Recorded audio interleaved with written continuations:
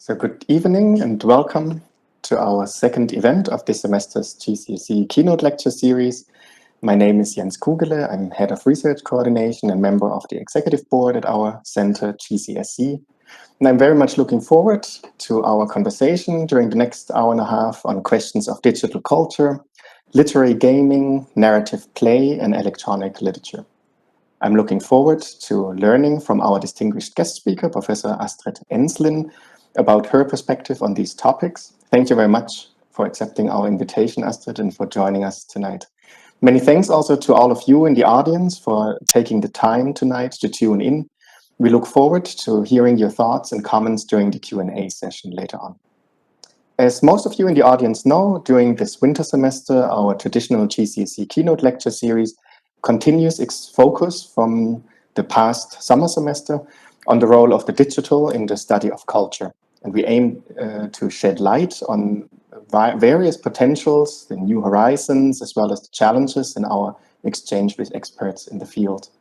We're interested in a variety of interdisciplinary contexts and dimensions, such as the digital as an object of research in the study of culture, questions of archiving, digital research methods, consequences of the increasing digital culture for higher education teaching, but also legal aspects, open access, and more generally open science, university policy, data protection, and further social political dimensions.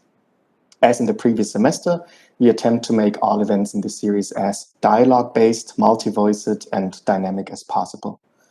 We started our conversation on the role of the digital in the study of culture in April with a lecture by Professor Martin Eve from Birkbeck University, London, on open access publishing in the humanities. And we continued the series with reflections by Professor Eric Bourne from KNL University on technology, infrastructure, and digitalization in the context of critical university studies.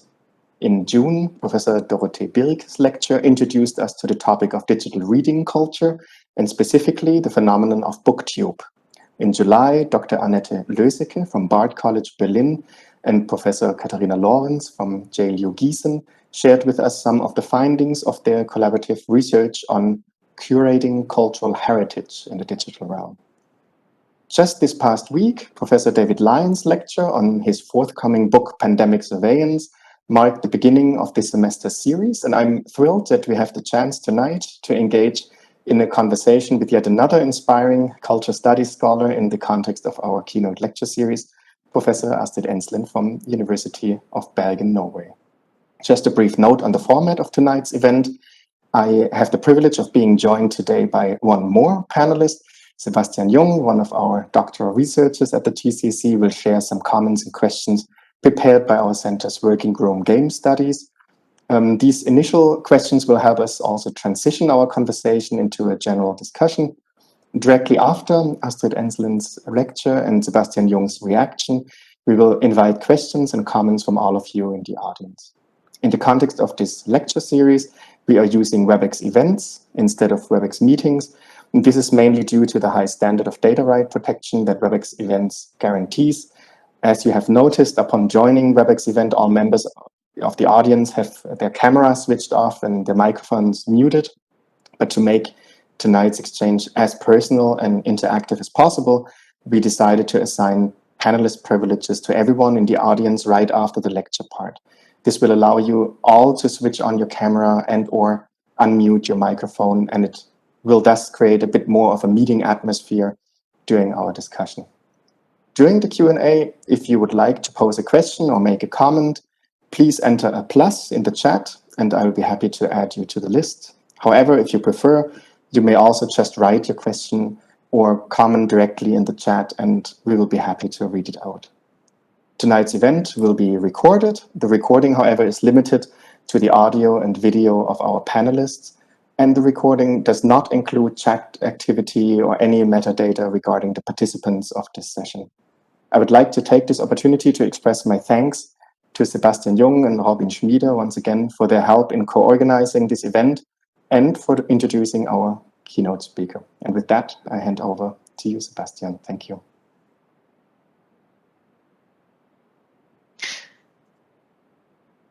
Thank you very much, Jens. First of all, can you hear me? Very good. So Thank you, Jens, again for giving this first preliminary introduction to this evening and the Keynote Lecture Series hosted by our institution. Before I'm going to introduce our valued guest, I'd like to thank everyone who has helped to make this keynote possible. This goes out to you specifically, Jens, for your aid and commitment in the organization of this event and the communication between the various actors, as well as to the members of the AG Game Studies that supported this project in various ways, especially to Teresa Krampe, Stefanie Lotzow, Rahel Schmitz, and Berit Beckers. And also to Robin Schmieder, who helped us to embed this keynote into the context of the GCSC's research structures with his expertise in narratology and media studies, and who is tonight responsible for the technical aspects regarding the recording of this event. For me, as for the entirety of the AG Game Studies and the GCSC, it is a great honor and delight to have Astrid Ensslin with us today, a distinguished scholar in the fields of computer games and digital literature research. It is also a pleasure to see a copious audience joining us tonight to listen to a keynote on a topic that, not very long ago, might have readily been deemed mundane or exotic. But the times they are a-changing. Astrid Ensslin's academic life began with formal training in fields ranging from music education to English and German studies at the Stuttgart University of Music and Performing Arts and the University of Tübingen. The University of Heidelberg awarded her the degree of Doctor of Philosophy for a dissertation on hypertext and digital literature in 2006. Afterwards, her career led her to universities in the United Kingdom, as well as the United States and Canada, including the universities of Bangor in Wales, Yale in New Haven, Connecticut, and Alberta in Edmonton, Canada. Today, she is appointed as an associate professor at the University of Bergen in Norway. Over the years, her professional work has been honored with a range of awards for excellence in both teaching and research, and her publications include not only a plethora of papers and anthologies, but also monographs, namely works on canonizing hypertext, published in 2007, the language of gaming in 2011, literary gaming in 2014, and last but not least, her newest publication titled Pre-Web Digital Publishing and the Law of Electronic Literature, which is actually at the press. So thank you again, Astrid, for being with us today and for sharing with us aspects of your valued research. The floor is now all yours. Thank you, Sebastian. Thank you so much for this generous introduction, and thank you to the entire GCSC team and to Jens for inviting me to give a talk in this distinguished and super exciting lecture series, and to share my research here with you. In this lecture, I'll be approaching the role of the digital in the study of culture from an aesthetic point of view. I'll be looking at the intersections between literature, gaming, and visual arts, and I'm going to share my screen now, and I hope you can see that. You should be able to see my first PowerPoint slide now. Okay, so the intersections between literature, gaming, and audiovisual arts, and I'll focus on a phenomenon that I call literary gaming, which is a fast-evolving art form that happens at the interfaces of narrative play and electronic literature. My main publication in this area, as Sebastian said, is my monograph Literary Gaming, which came out in 2014 with MIT Press. And when I did the research for this book, there was a perhaps surprisingly large divide between game studies and digital literary studies. So digital game scholars tended to treat narrative in video games with a considerable pinch of salt, and some still do. And digital literary scholars, on the other hand, simply couldn't find an awful lot of poeticity and/or narrative complexity and depth in most video games on the market.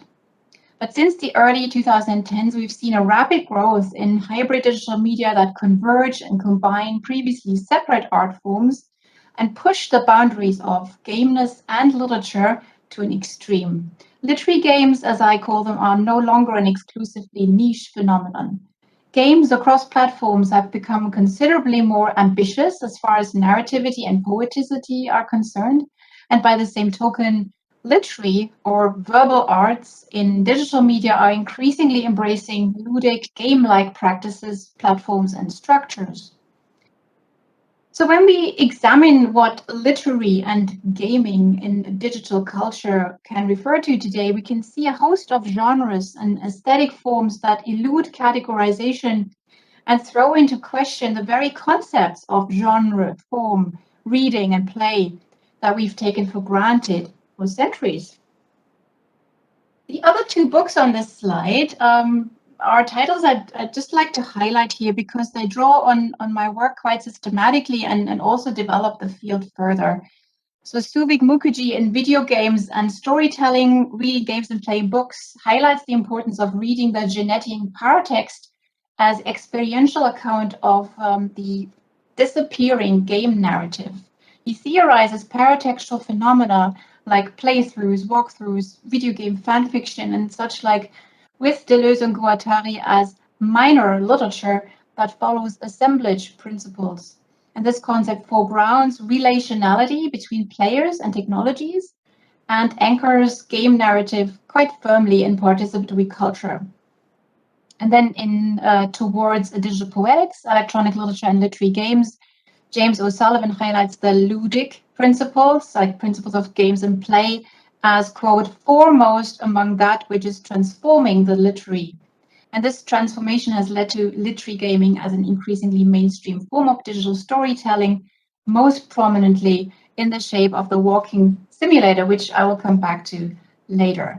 So there's many other books, recently published titles that I could feature on this slide, but in the interest of time, I've compiled a bibliography under a shared link, and I believe this link has been shared with you. Could you just, I can't see the chat right now. So it should be available to you. Yes, it's available. Yeah, great, thank you. Yeah, so you can just look up other titles and, I mean, if you're interested, write to me. So just briefly, what I'm going to cover in this lecture are 5 consecutive topics. I will first trace the move from literature as a traditional art form rooted in print culture to the more fluid and open concept of the literary that comes to the fore in contemporary transmedial writing. I then move on to explaining the 2 ideas of electronic literature and narrative play by exploring the concept of digital-born writing on the one hand and the medium-specific constraints of ludonarrativity, which we typically encounter in narrative games, on the other. In the 4th step, then, I introduce my theory of literary gaming by a cognitively grounded analytical toolkit called functional ludostylistics and a mapping concept called the ludoliterary spectrum. And then finally, I'm going to give you just a tiny little glimpse of my current research project, Writing New Bodies, where we're developing our own community co-designed app fiction to tackle body image issues through narrative therapy. And I hope there'll also be enough time for questions and discussion. So let's start with a quote from Catherine Hales that captures the conceptual challenges related to contemporary notions of literature and the literary in digital culture quite eloquently. She says, we need a broader category that encompasses the kind of creative artworks that interrogate the histories, contexts, and productions of literature, including as well the verbal art of literature proper. Even a casual acquaintance with major movements in literary studies in the last half century will immediately confirm that the discipline in embracing cultural studies, post-colonial studies, popular culture, and many other fields has been moving towards the broader category of the literary for some time. Now we are poised to extend the interrogations of the literary into the digital domain, to test the boundaries of the literary and to challenge us to rethink our assumptions of what literature can do and be. So, in other words, traditional print-based forms of literature are too logocentric and materially myopic to adequately capture the aesthetic transformations of digital culture. American digital poet John Cady uses the term verbal arts to underscore the rise of secondary orality, of multimodal expression, and of the algorithm as a key collaborative component of literary artistic production and interaction. As Stuart Mouthrop and Dini Grieger put it in their book Traversals, we are living in a cultural moment of notable ferment and instability. Identities collapse and fuse. Prior models fail. Old terms of art and literature no longer serve. So literature, with its rigid notion of letter-based writing and its boundedness to two-dimensional expression and paper-based materiality, can no longer withstand the artistic affordances and demands of digitalized society. What we need is a refiguring of literature in and through literary media, where the attribute literary comes to capture a diversity of practices and experiences afforded by the digital. So when we talk about electronic or digital-born literature, we consciously subvert the term literature with every instance of its use. We appropriate and remediate it. We radically embrace logo decentralizing multimodality, and we enter into a categorically conflicted contract with the procedurality of the source code. And with this in mind, Bronwyn Thomas, Julia Round, and myself are leading a book project on the forms, ecologies, economies, and social practices of contemporary literary media, and taking the convergence of literary, visual, and material cultures as a starting point. The contributions to this book reflect the interdependence of the literary and its media, from print culture to ebooks, literary television, booktube, which we just heard, to children's app fiction and generative poetry. Our authors refigure the centrality of text and authorship through post-human considerations of distributed cognition and networked creativity. They critique platform capitalism and interrogate recent developments in the literary industries. They look at audiences, engagement, and environments of literary media, including, for example, recent developments in bibliotherapy, immersive interactive drama, and indigenous storytelling as counterpoint to hegemonial, institutionalized notions of the literary. So in this talk, I will zoom in on the bolded item here, new forms and mediatized materialities, and in particular, as I said, the intersections between reading and play. The transdiscipline within which my research is grounded is called electronic literature. It's a field of rapid growth and vibrant artistic activity with a global reach and a strong political mission of cultural inclusiveness and social justice. Aesthetically speaking, electronic literature includes works with important literary aspects that take advantage of the capabilities and context provided by the standalone or networked computer. Here in this definition, literary is left pretty open, but it generally refers to artistic endeavors that foreground material or conceptual verbality in the sense of both human language and the source code. And as Catherine Hales puts it, electronic literature, or ELIT, generally excludes print literature that has been digitized, also called paper under glass, right? It's digital born, you can't print it, you need the computer to write, script, code, read, and interact with it. What this means, of course, is that this type of art is highly prone to technological failure and also, maybe more importantly, to obsolescence, right? But this ephemerality is a key part of its aesthetic.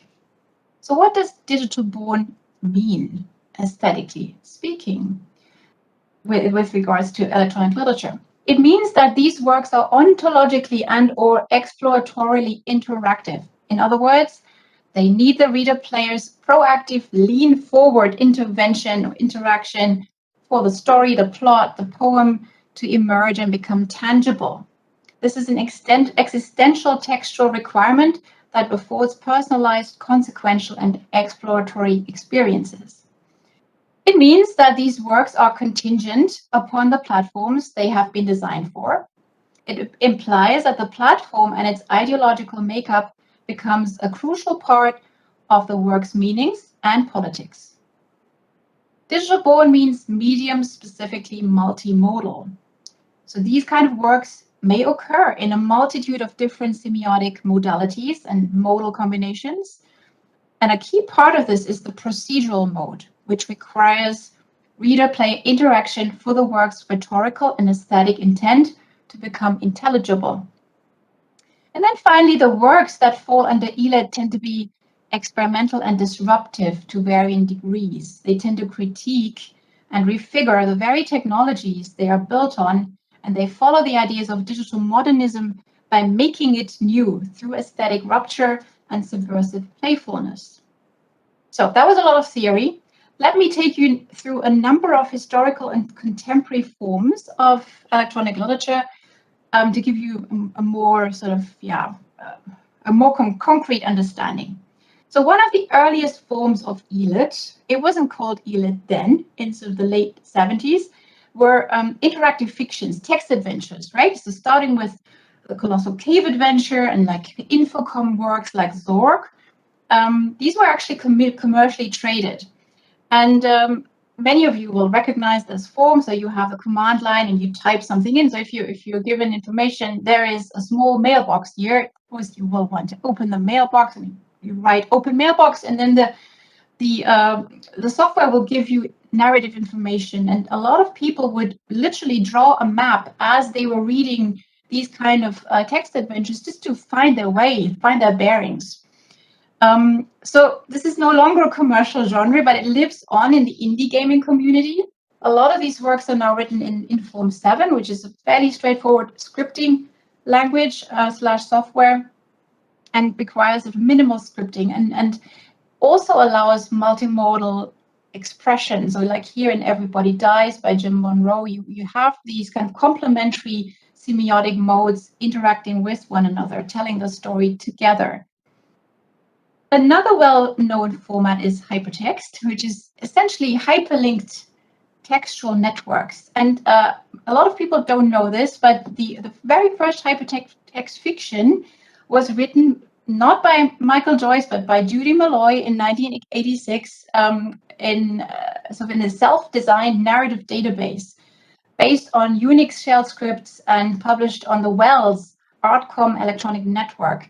So you can access a web adaptation of this work online. And to experience the work, you follow link-based searches through a database of several hundreds of so-called lexia. So each of these text chunks tends to be called a lexia. And in doing so, we become a guest at a fictional party. We hear snippets of conversations, we observe strangers, and so on. A better known, by now, I would probably say canonical tradition is the so-called story space school, which flourished during the short interval between the introduction of personal computers and the launch of the web. So the late 80s to mid 90s was the heyday. And these works were mostly text-based, but as you can see, like some writers were already experimenting with graphics and audio editors as well to enrich the user experience. There was the story space of this bespoke tool, but a lot of writers used HyperCard, which came free with the Macintosh system. So because of its multimodal affordances. But what writers also did, because already they were trying to subvert every single aspect of the tool, the technology, they were writing poetry into the actual link structure. So you can see here on the bottom right, where Dina Larsen actually, I mean, this is just an interactive link window. It's not the actual text, but you can see how she creates a coherent text here through the link structure. And a lot of them did that. The Flash era then was probably the most important historical period of artistic production in the history of the web so far. Between 1996 and 2020, hundreds of works of digital fiction and poetry were published in many languages around the world. The Electronic Literature Organization alone holds 447 works in its repository and is currently preserving them using Ruffle and Conifer in an NEH-funded project called After Flash, led by Dini Burigar. As you can see, these works are not only interactive, but very multimodal, animated, often game-like as well. So here on the right, you can see this is actually an interactive feature, like a Wheel of Fortune in Christine Wilkes' Underbelly, an award-winning, beautiful text. Yeah, but a lot of these works actually played with the idea of the game. So like in Jason Nelson's poetry games, use the idea of platforming, platform gaming, and totally lead it ad absurdum, right? So like you can't win this work, but you still think you have to, and then it bombards you with poetry snippets, and then this, it's a really interesting experience. There was also a very vivid German-speaking community of Flash writers for a while. Like, for instance, here you have Bas Böttcher's 1998 visual animated poem Loophole, which is a critical take on consumer culture, where the rap soundtrack, the rap soundtrack accompanies this meandering, binding, twining reading experience that you can navigate, you can steer by clicking, and then the direction of this ball changes. I hope you can hear the sound a little bit. The rap is basically this text read out whenever the ball touches it. So I'll just give you a small taster. Cocktails in der Nachbar mit der Thekennachbarin. Das was drin, doch der Typ daneben singt und er trinkt wie wir beim Weinfest im Schlaraffenland. Da kommen all die süßen Sachen. Yeah, so and that was in 1998. That was pretty cool at the time. And now it's just an important historical stage, right?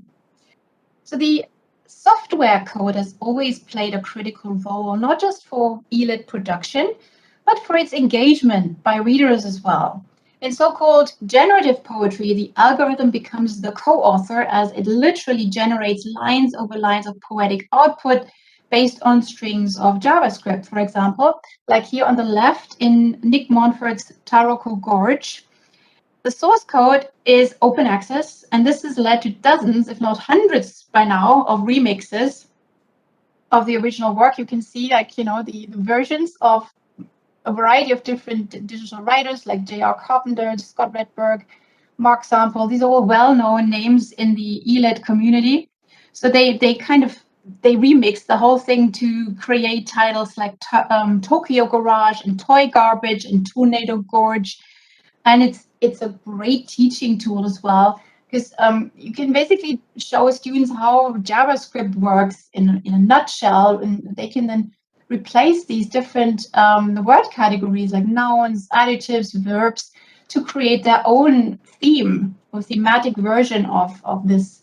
Taroko Gorge is basically a natural environmental poem.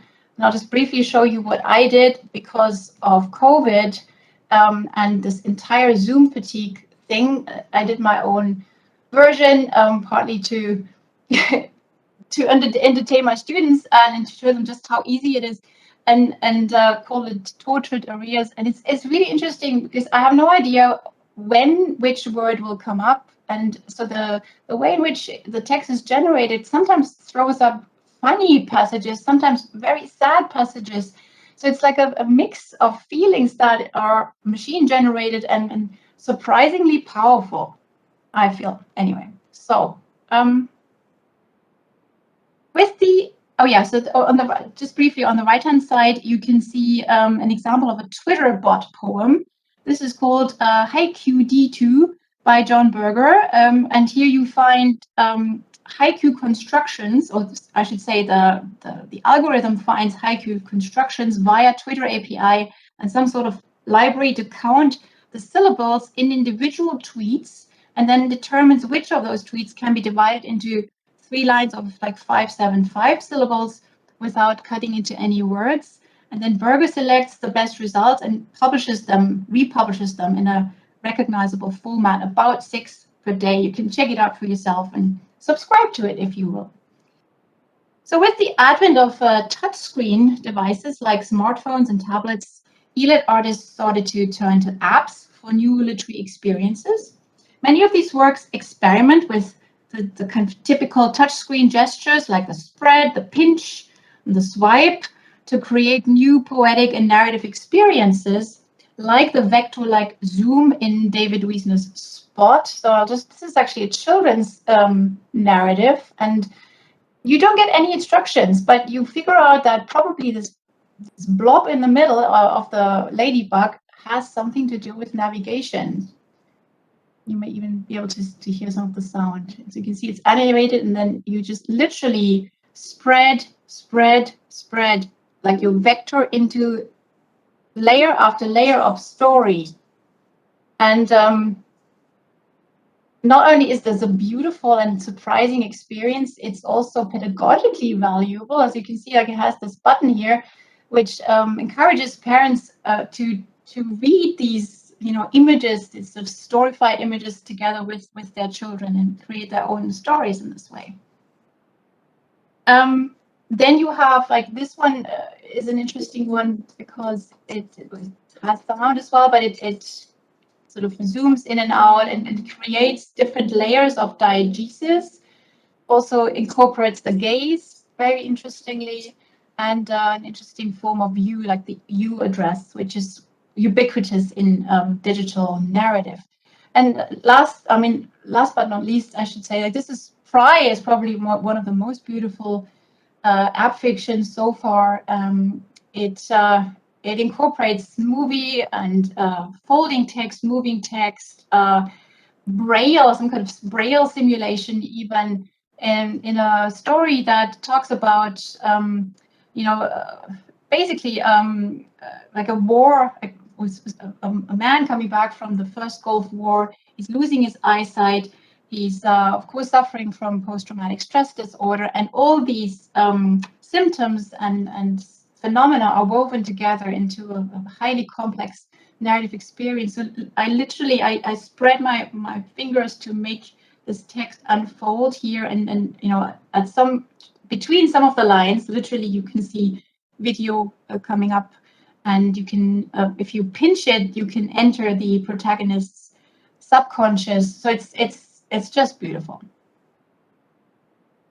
So two other genres within app fiction are locative and ambient fiction. So I should probably say, like, ambient fiction has been mostly used within the larger genre of locative fiction. The appearance of GPS-based data and sat-nav devices spawned a wave of new location-based art forms that used Google Maps Open API, for example, to allow readers to experience location-based site-specific literature in defamiliarizing ways. So readers move around a designated physical space with a GPS-enabled mobile device that registers their presence at specific hotspots, granting them incremental access to a story or allowing them to add their own segments to a crowdsourced narrative.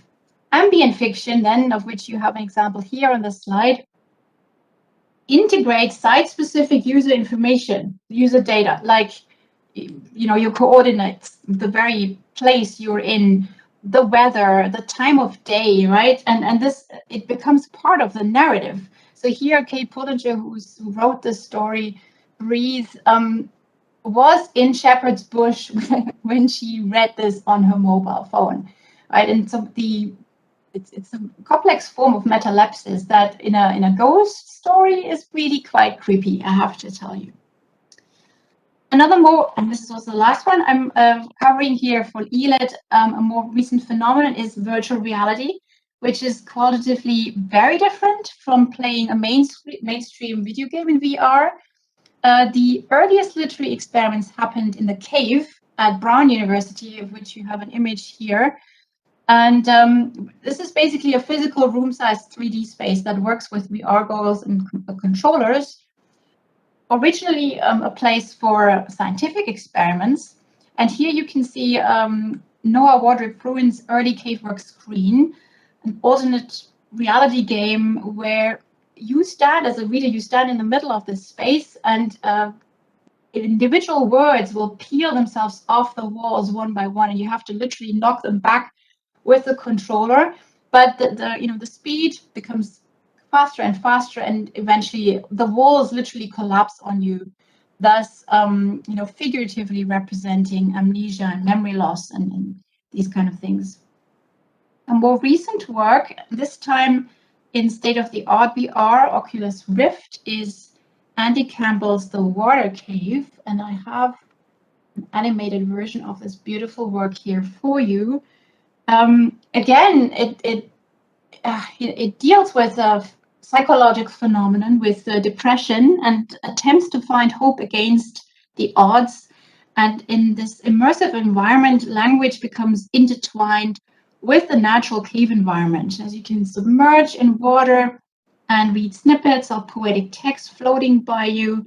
So it's a very short experience, but very powerful at the same time. So I realized that was a bit of a tour de force, but I hope I've given you an idea of just how diverse and fast evolving the field of ELIT has become in the past 20 years, and of just how many art forms and phenomenological experiences it can afford.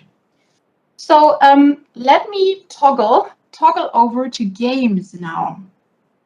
And of course, I won't have time to cover the entire science of video game narrativity, but scholars largely agree that video games are narrative media, no matter how commercially produced and how action-based their design. Games treat us to narrative experiences in medium-specific ways that reflect the complexity of computational systems and the ways in which they embed the player in a cybernetic feedback loop.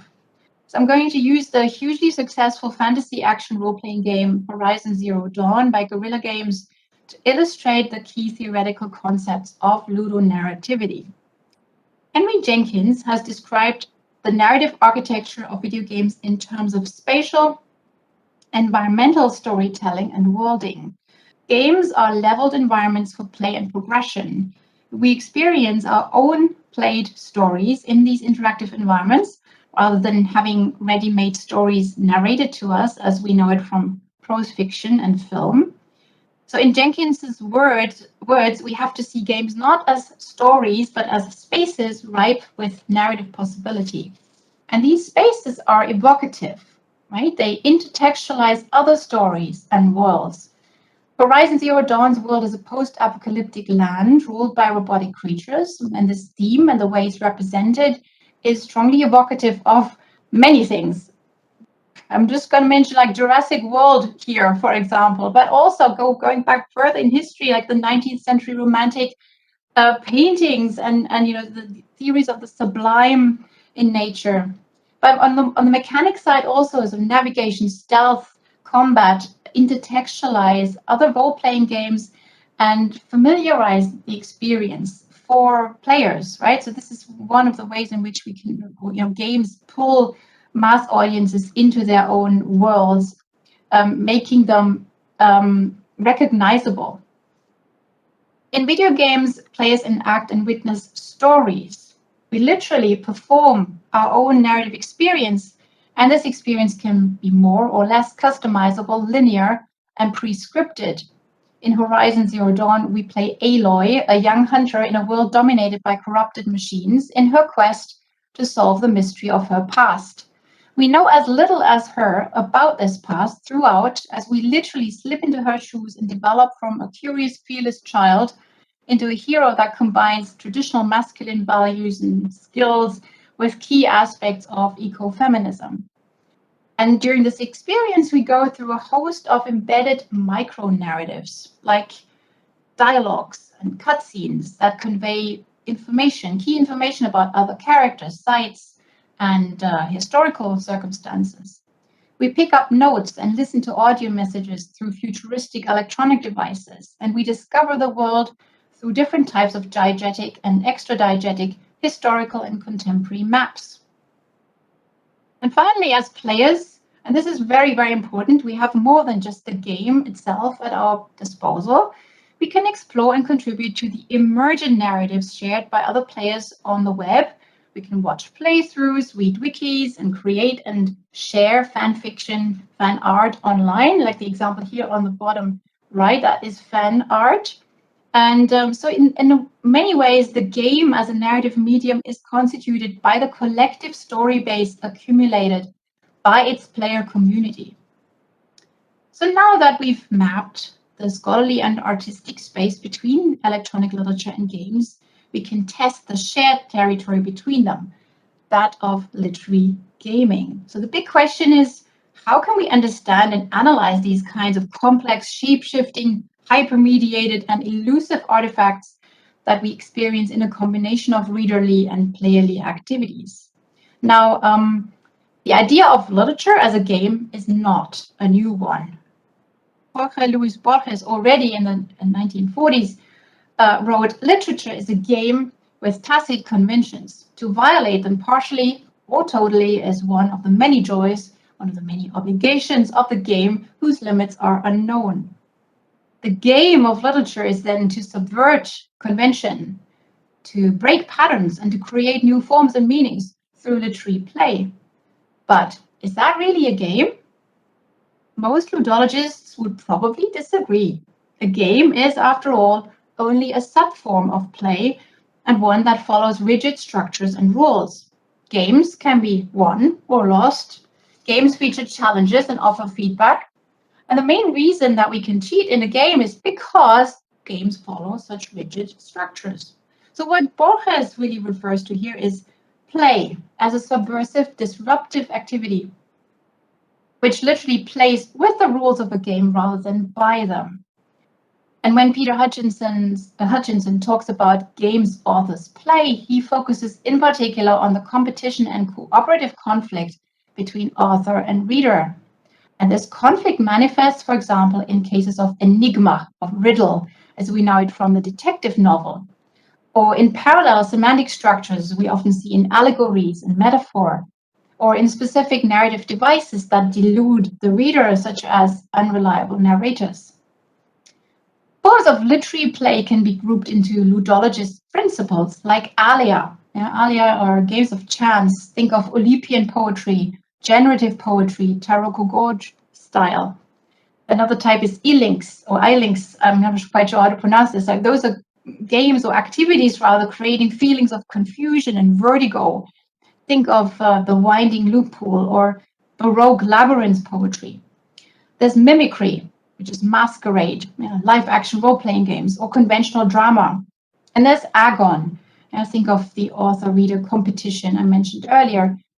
And to describe more recent forms of actual games, rule-based games that integrate verbal arts, I added the concept of rhythmos to this list. So like think of Scrabble, right? Scrabble isn't really a poetic game. It's mostly a language game, but you could make it a poetic game, right? So by changing the rules, in that way, it would be quite literally a literary game. So in my book, I map the artistic field onto a literary ludic spectrum that is grounded in cognitive styles. Now, deep attention versus hyperattention.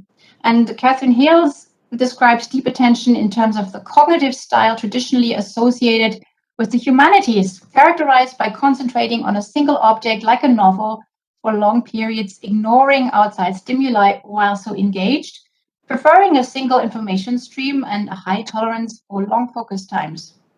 And this reflects a later stage of evolutionary development than hyperattention, which is characterized by switching focus rapidly among different tasks, preferring multiple information streams, seeking a high level of stimulation, having a low tolerance for uniformal activities.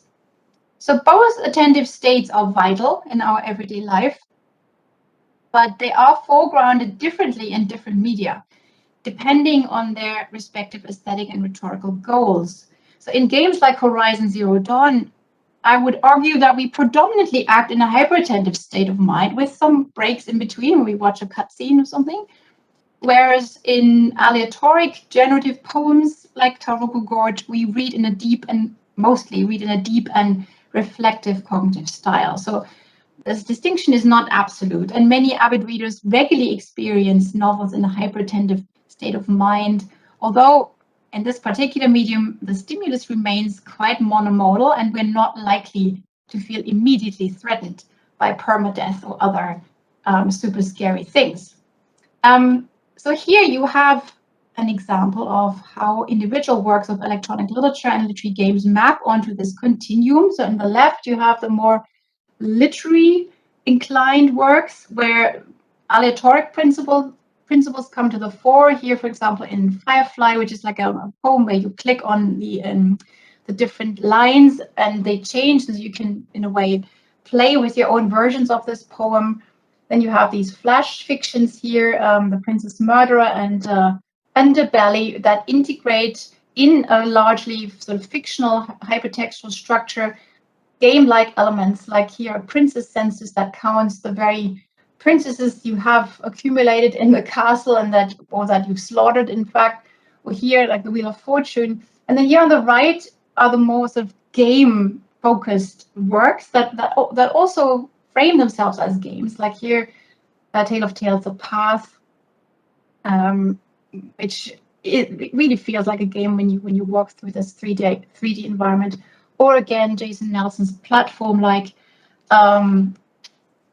a digital poetry.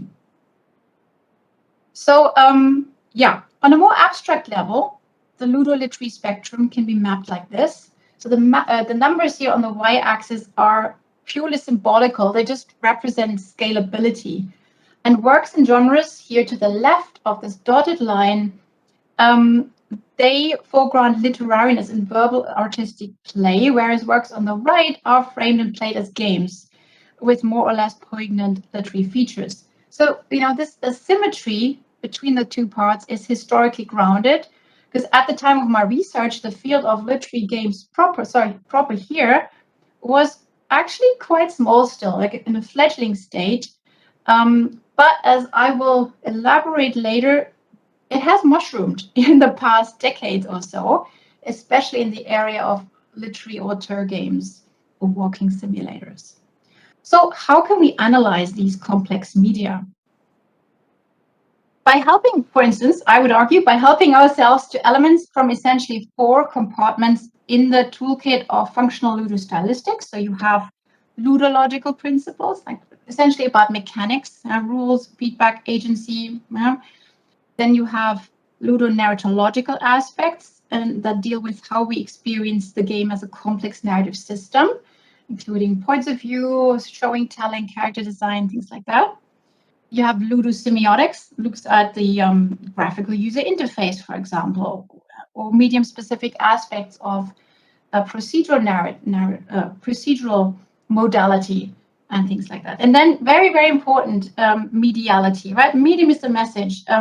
Individual technologies and platforms come with their own affordances and politics, and we have to include those material aspects in our analysis too. So I'm going to give you a break now. I'm going to show you a clip from a work that probably hits the idea of literary gaming really, really well. It's called All the Delicate Duplicates. And again, it looks like a game. It feels like a game in many different ways, but it probably isn't, like, or a lot of people wouldn't say it is an actual game where you have to, meet challenges and things like that. I think there are certain challenges, more on the narrative side of things, right? So the main ludic aspect is the enigma of finding out who this really mysterious character Mo is. And we do so by interacting with objects and messages in the game world. So Mo becomes, you could say, like, Mo becomes the main antagonist or the final boss, except that you don't end up fighting her. So I'll just show you the trailer.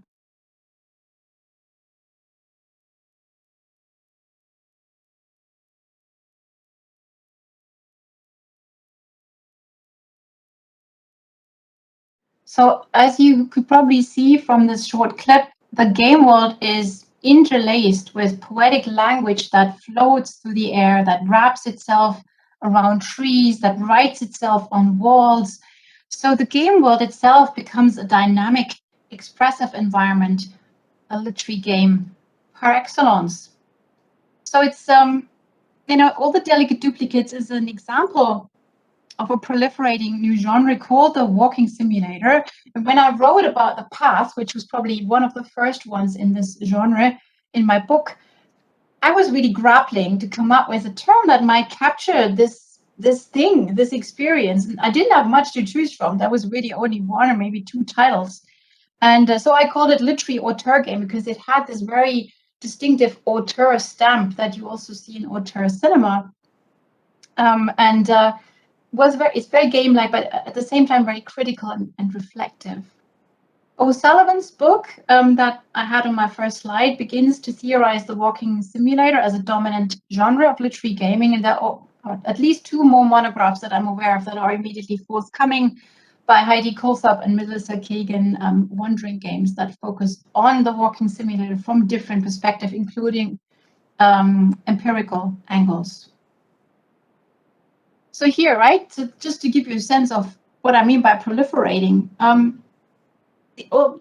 these titles have come out and just in the past 10 years, and other titles, yeah, I mean, it's an interesting thing because I haven't noticed too many more coming to my attention anyway in the past 2 years or so. So yeah, I wonder whether that's a phase, right, or a period of ludoliterary production that is now past its peak. I may be wrong there. You may tell me, but I'm curious to see what will happen in the next few years. So in the last 5 or so minutes of this talk, I'm going to explore how digital-born fiction might be applied to some real-world challenges, such as body image narrative therapy in my case, or in our case. So since 2018, I've been leading a project called Writing New Bodies, funded by the Canadian Social Sciences and Humanities Research Council. And we are an international team of digital artists, feminism and gender scholars, digital humanists, and critical psychologists. And we've been developing a digital fiction for narrative body image therapy, which has been co-designed by our target community of 18 to 25-year-old women-identified individuals. So there's a lot of evidence that the use of the internet and social media in particular is linked to this depression, anxiety, body dissatisfaction, eating disorders, and with regards to young women especially, excessive time spent scrolling social media is associated with greater self-objectification, appearance comparison, and body surveillance. And this is a pervasive social problem that affects women-identified individuals in complex ways. And it would be too simplistic to simply blame the media for these effects. Rather, what happens is that individuals actively select and consume images and narratives that resonate with their fears and desires, and they actively participate in shaping them in order to fit in and make themselves intelligible to others. So we thought, that our goal is to move the focus toward creating solutions that reimagine the stories being told online, but also how we tell them and how we engage with them. In our participant workshops, we collected hours and hours of data on the kinds of issues and themes related to body image and what we might pursue in a digital fiction. So there were lots of different topics. Here you only have a few dominant ones like self-violence, self-love, fitting in, not fitting in, peer pressure, parental pressure, right? And of course, the centrality of looking, like the gaze, very, very important. And we then mapped some of these themes onto feminist theories, like Sandra Bartke's idea of the docile bodies, like Foucault inspired, and Judith Butler's concept of performing gender identity. So Bartke argues that disciplinary practices like body sculpting, movement, gesture, and posture produce so-called docile, in the sense of norm-conforming bodies that are recognizably feminine, right? The dictate of the feminine, through the process of internalizing norms. So I'm now going to show you just a few wireframes shared by Christine Wilkes, our postdoctoral research creationist. You saw some of her art earlier in Underbelly and Wheel of Fortune. She is a force of nature. She does everything. She writes her own narrative. She creates the art. She programs the code. She does everything herself. It's very rare to find someone like that. But yeah, so one thing became very clear to us. Our participants wanted to resist the pressures of our hyper-visual culture, because it instills a sense of normative individualism and contributes to so much body dissatisfaction. And for this reason, we decided to avoid graphic mimetic representations of the body, because this would obviously invoke a default normalized vision. There's no avatar, therefore, and the work is deliberately abstract in its visual design. As you can see here, you have different colors for the different characters, and the main character here has different shades of purple depending on which voice, inner voice, is speaking. So this is mostly text-based, and these bodies are constructed textually rather than through concretized embodiments. And you can also see here that the work is essentially dramatized with lots of actors and no central narrative voice. And we as reader players, we can make meaningful choices. For instance, how to approach our image in the mirror, how to respond to it, or how to reflect about food choices. And finally, in terms of mechanics, the idea, the Foucauldian idea of docile bodies is directly reflected in the ludonarrative design. We have an algorithm based on a dynamic docility value, and that affects the morphing appearance and behavior of this organic shape, which is kind of the underlying idea, a visual idea of the story. And the higher the docility value, the more the organic conforms to a standard shape, and its motion is also more restricted. And the lower the docility value, the more freeform is the shape, and the more liberated is its movement. The docility value is affected by programmed narrative events, and crucially by the choices that we make throughout the narrative.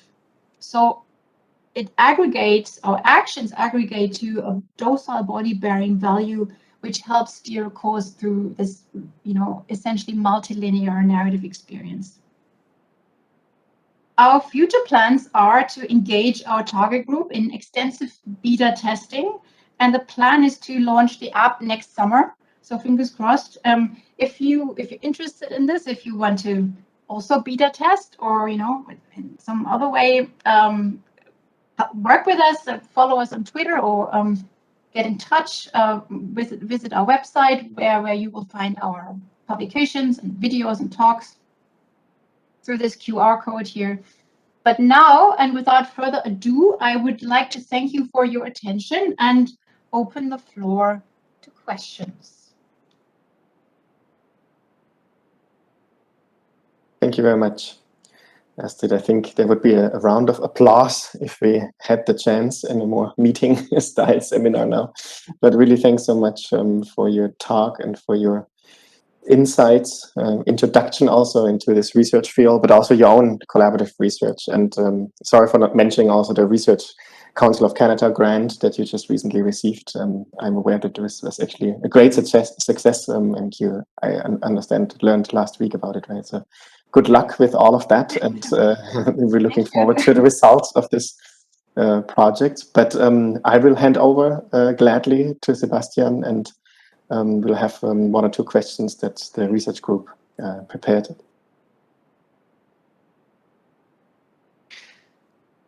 Thank you very much again, Jens. So as before, first of all, the question, can you hear me?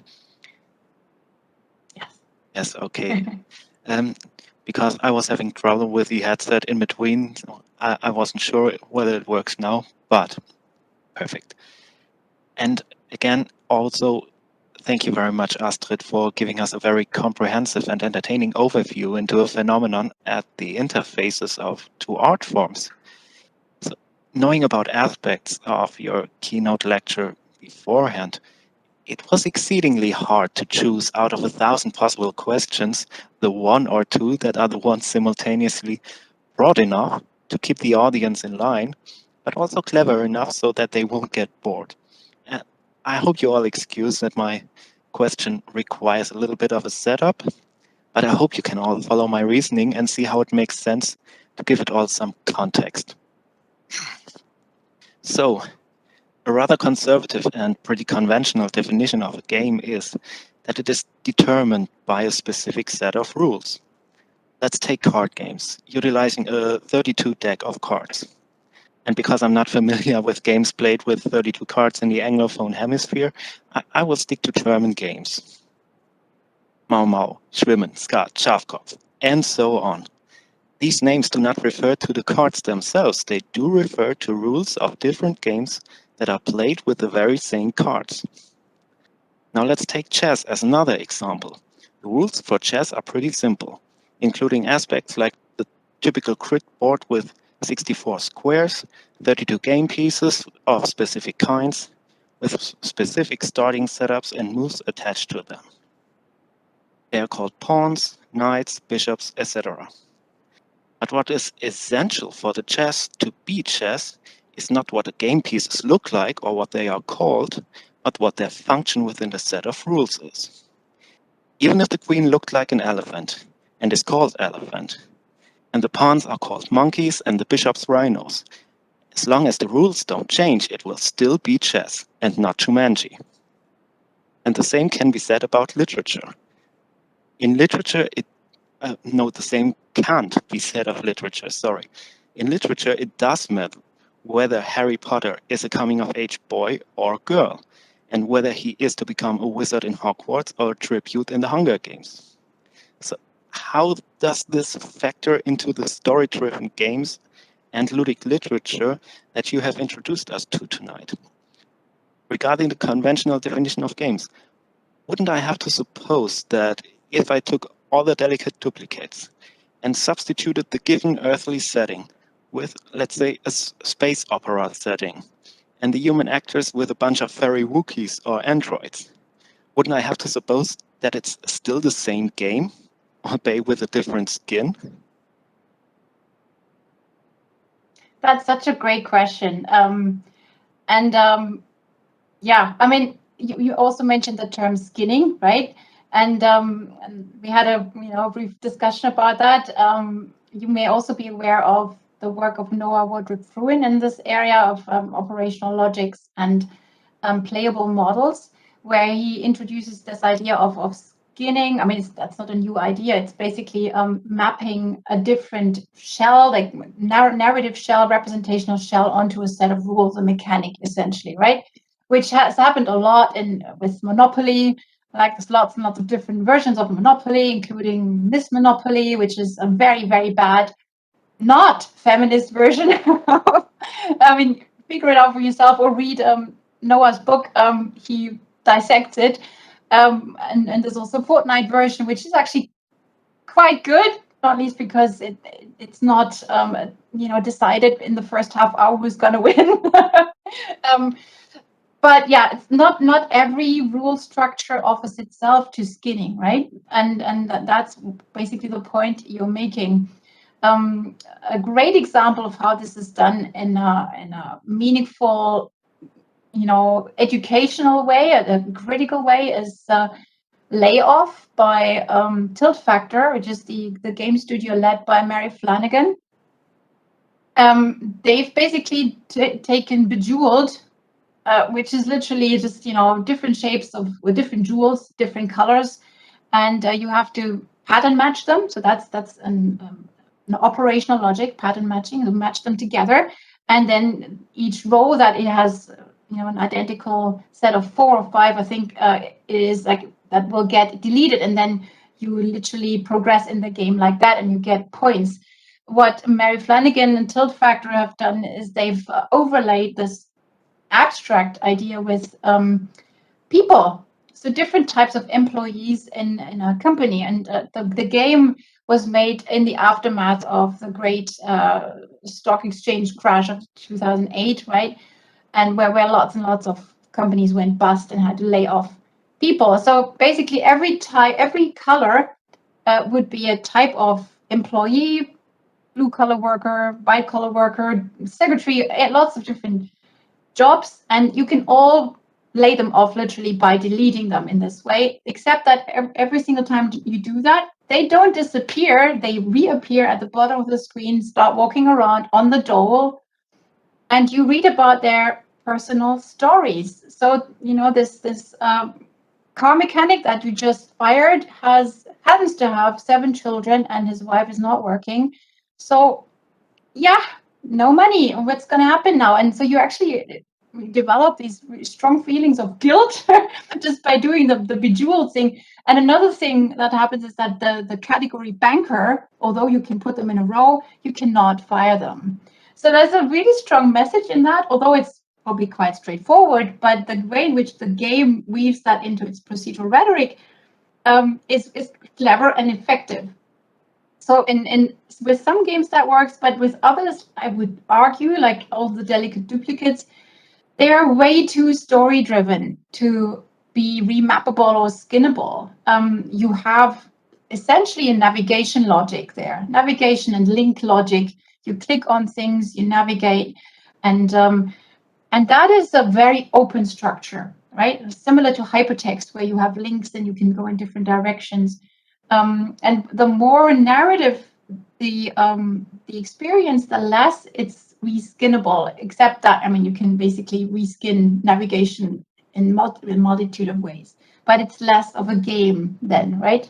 It is really a wandering experience in many ways. So I'm not sure whether that totally answered your question, but let's discuss further or bring in some other people from the audience if you'd like to add to this conversation.